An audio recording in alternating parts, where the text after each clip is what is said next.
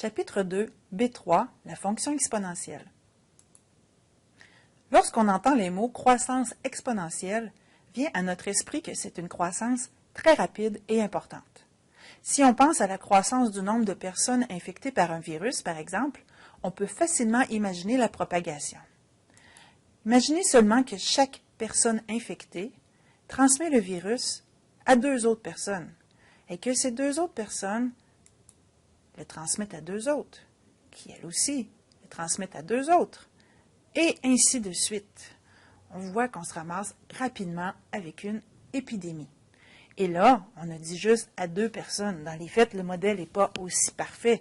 Une personne peut le transmettre à 3 ou à 4 ou à une seule.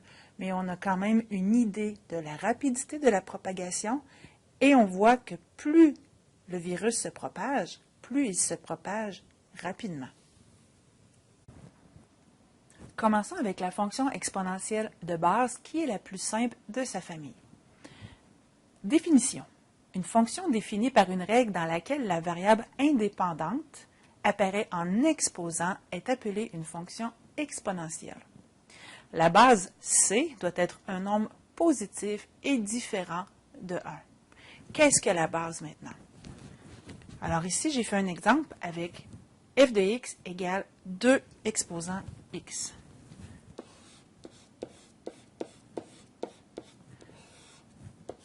Voici la forme exponentielle de base.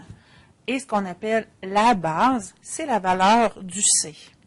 L'exemple que je prends ici pour illustrer, j'ai choisi de prendre une base 2. Il y a une multitude de bases. L'important, c'est de prendre des valeurs qui soient positives et pas 1. Parce que 1 exposant n'importe quoi nous donne toujours 1. On n'obtient pas une fonction exponentielle. Alors, ici, on remarque la valeur indépendante, le x, est en exposant. J'ai fait une table de valeurs. J'ai remplacé x par différentes valeurs. Si on remplace x par 1, on obtient f de x, ou f de 1, pardon, qui est 2 à la 1, ce qui donne bel et bien 2. C'est ce qu'il y a dans la table de valeurs. 2 exposant 2, on obtient 4. 2 à la 0, n'importe quoi exposant 0, donne 1. 2 exposant moins 1. On peut ramener un exposant négatif en exposant positif. Les lois des exposants. 1 sur 2 à la 1, qui est la même chose qu'une demi. 2 à la moins 2. 1 sur 2 à la 2, qui est la même chose qu'un quart. C'est ce qu'il y a dans la table de valeurs.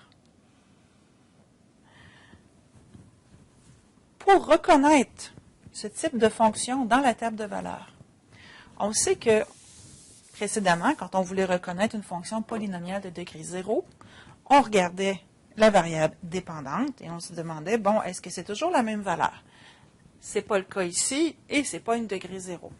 Pour la degré 1, on regardait si le rapport des variations était constant. Pour la fonction inverse, on regardait est-ce que le produit de x et y donne toujours la même valeur.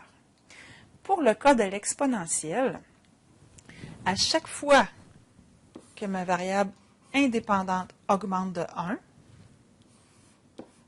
ici, j'ai toujours la même valeur par laquelle est multipliée ma variable dépendante. Alors, 1 quart fois 2 donne une demi.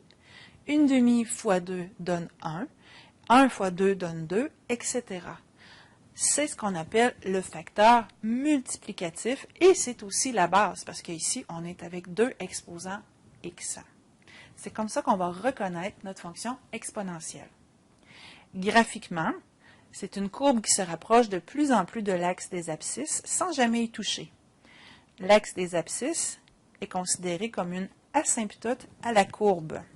C'est que jamais on va toucher ici à l'axe des x, même si visuellement on a l'impression qu'on y touche, parce qu'à un moment donné, nos crayons ne sont pas assez fins, elles n'y touchent jamais. Parce que si on continuait la table de valeurs avec des valeurs plus petite, que ce soit moins 3, moins 4, moins 5, on irait toujours en diminuant. On aurait un huitième, on aurait un 16e, un 32, un 64, un 128, mais on n'aurait jamais 0.